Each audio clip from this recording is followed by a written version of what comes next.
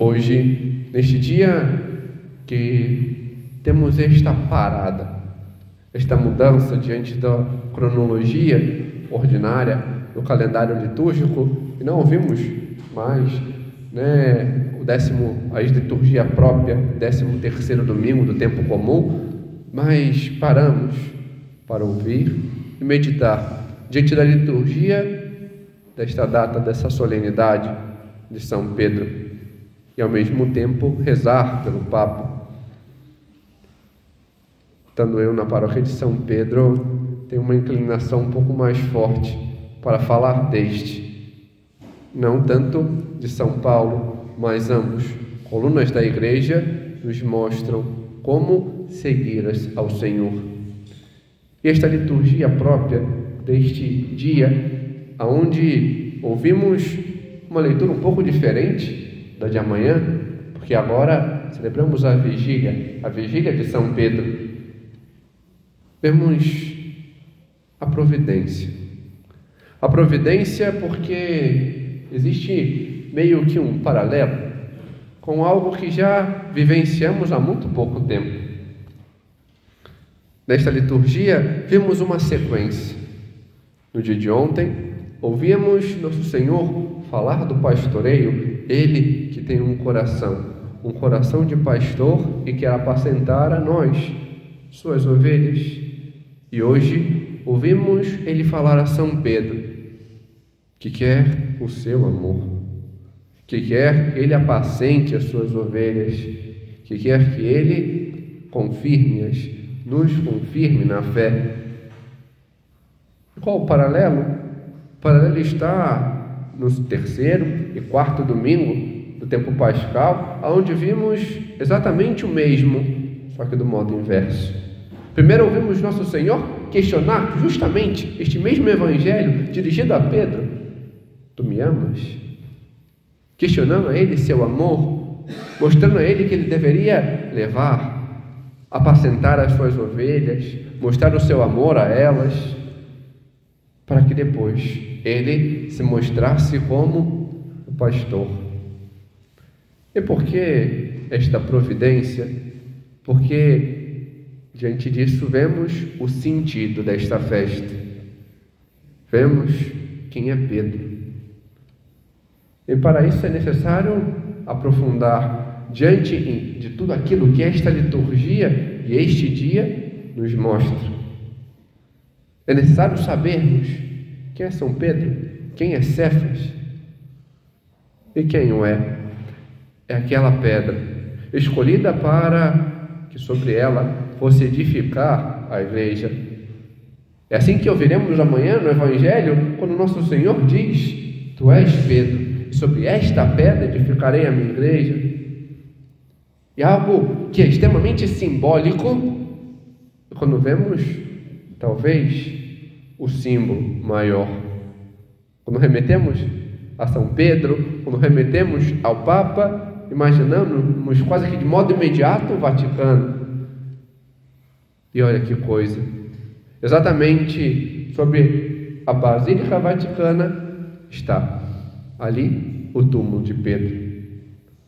Foi construído ali aquela basílica justamente por isso, porque depois, 3 séculos depois, São Clemente, quando constrói porque ali embaixo foi achado o altar, indicando: aqui está Pedro.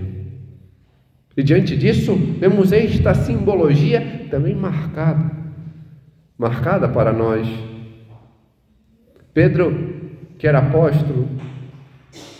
E qual o diferencial destes apóstolos, aqueles primeiros que seguiram Jesus? É que eles foram chamados para uma coisa. Talvez pensemos de modo direto para estar ali e depois ir em missão e fazer. Não. O Senhor chama os apóstolos para, em primeiro lugar, estar com Ele, para ter esta intimidade com Ele, para aprender a amar a Ele. Mas Pedro, como vemos ao longo de todo o Evangelho, é muito impulsivo. e ainda não sabia amar. E por isso, as cenas marcantes estão justamente na motivação para este evangelho de hoje, na sonegação. Tinha a empolgação e dizia: Senhor, eu não vou deixar que nada te aconteça, eu vou te seguir até a morte. E nega. E vemos a sua resposta. Sua resposta hoje, quando vemos o evangelho, pensamos: mas ele diz que ama. Não. Infelizmente, a gente olha simplesmente a tradução. Mas se pegarmos os originais, o original grego, aonde apresenta o que está escrito, veremos a grande diferença. Nosso Senhor se volta para Pedro e diz: Simão, filho de Jonas, tu me agapas-me? Você me ama com este amor total entrega, de inteira doação? E Pedro responde: Senhor, eu fiz você. Eu te amo como amigo. É muito pouco. O Senhor pergunta novamente: agapas-me? Senhor, eu fiz você. Te amo como amigo. E na terceira vez vemos o sentido da tristeza, não somente porque são 3 vezes, mas porque Deus diminui. Nosso Senhor pergunta: Simão, filho de Jonas, fileis-me? Me amas ao menos verdadeiramente como amigo? E é essa a dor de Pedro, ver que diante da sua negação, nem mesmo como amigo, ele o amou. E por isso ele responde: só tu sabes tudo, mas eu te amo como amigo.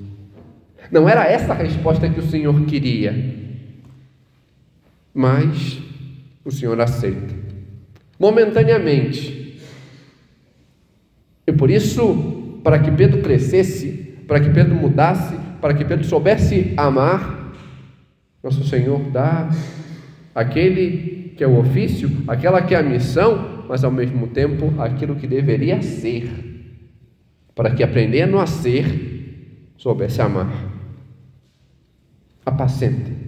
Apacenta as minhas ovelhas. E coloca de modo enfático: Bosqueta arniamo. Diante do seu primeiro questionamento, apacenta os meus cordeiros, confirma aqueles que são teus irmãos, confirma aqueles que são também os pastores, pois é seu dever anunciar, é seu dever mostrar a verdade, é seu dever ir e mostrar aquilo que eu quero para eles.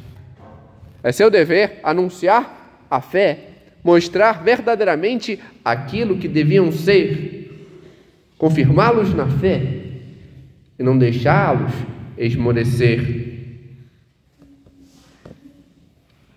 No segundo questionamento, o Senhor se volta e pede: Poimaine ta probatamum, apacenta as minhas ovelhas, aquelas que eu te entrego, aquela porção aonde você será o pastor. Seja quando São Pedro vai e tem a sua primeira igreja particular, quando sobe a Antioquia e ali apacenta aquela porção do povo de Deus, seja em Roma, aquele povo, aquela comunidade, aquele grupo, ali deve confirmá-los na fé, deve apacentar, deve zelar, deve ensinar. E na terceira vez, diante do seu reconhecimento: Senhor, eu só sei te amar ainda como amigo. Senhor, coloca tudo.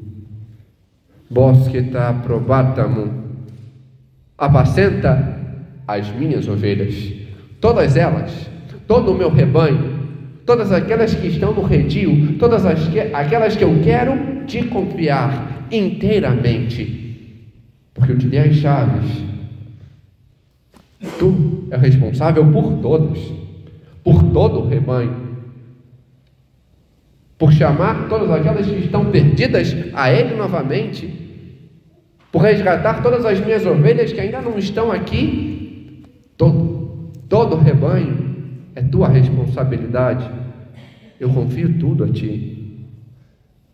O Senhor confia tudo a Pedro, para que ele soubesse, sendo, amar como deveria amar. E Pedro assim o fez. Após Pentecostes, a sua mudança, não mais o impetuoso que ia, que fazia, que respondia no impulso, que respondia com medo, mas aquele que sem medo anunciava. Após Pentecostes, vemos o seu anúncio,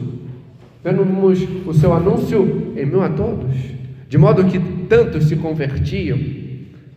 Ia no templo e enfrentava, seja qual for a autoridade. Na prisão, não tinha medo. Em Antioquia, depois retornando a Jerusalém para o primeiro concílio, depois em Roma, a todos, a sua força. Lutava contra os judeus, lutava contra os pagãos, contra os romanos, anunciando a fé, mostrando a verdade.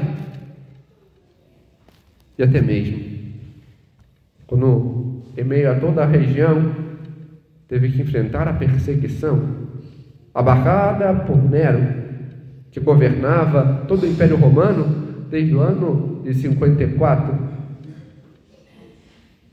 Então, os rompantes, as guerrilhas internas contra os judeus, as acusações que levaram à perseguição. E para acusar de modo enfático, Nero incendeia toda Roma para acusar os cristãos de paganismo, de não adorarem aos deuses, de não adorar ao imperador. E por isso vemos esta perseguição que se estende até que no ano de 67, finalmente Pedro dá a sua resposta. Não como antes, mas a resposta que nosso Senhor queria. Em meio à perseguição, mostrou que aprendeu a ser o que deveria, respondeu aquilo que o Senhor tanto desejava. Senhor, Tu sabes tudo, Tu sabes que eu hará por você. Eu te amo como Tu queres que eu te ame. Eu te amo com amor de total e plena entrega. Eu te amo assim como Tu te entregastes por mim, me amando. Eu te amo e me entrego inteiramente por Ti. Por isso, hoje, toda a igreja, seguindo o exemplo dos primeiros cristãos, reza por Pedro. Veremos na primeira leitura da solenidade, no dia, amanhã, que o povo rezava por Pedro que estava preso. Também nós devemos rezar por Pedro, que hoje porta o nome de Leão XIV. Devemos rezar por Pedro, que é símbolo da unidade da igreja. Rezar por esta igreja que é una em sua fé, a qual Pedro nos confirma, una em sua doutrina, a qual Pedro nos ensina, una na obediência, a qual Pedro nos dá o exemplo. Obediência que não é meramente fazer, porque Pedro em sua impulsividade também fazia, mas Pedro soube obedecer quando se converteu dos seus impulsos para ser verdadeiramente obediente. Não somente faz, mas muda o seu modo de pensar, muda a sua dinâmica de vida, converte o seu interior para pensar e para querer aquilo que é certo, aquilo que é verdadeiro, aquilo que Cristo ensina e quer dele.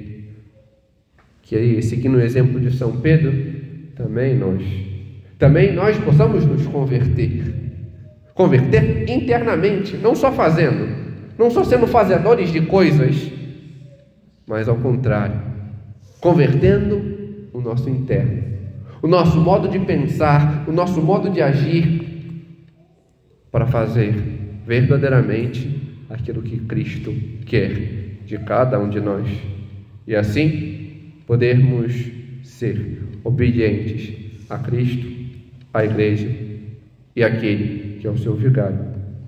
Hoje, Leão 14. Amém. Glória ao Pai, ao Filho e ao Espírito Santo.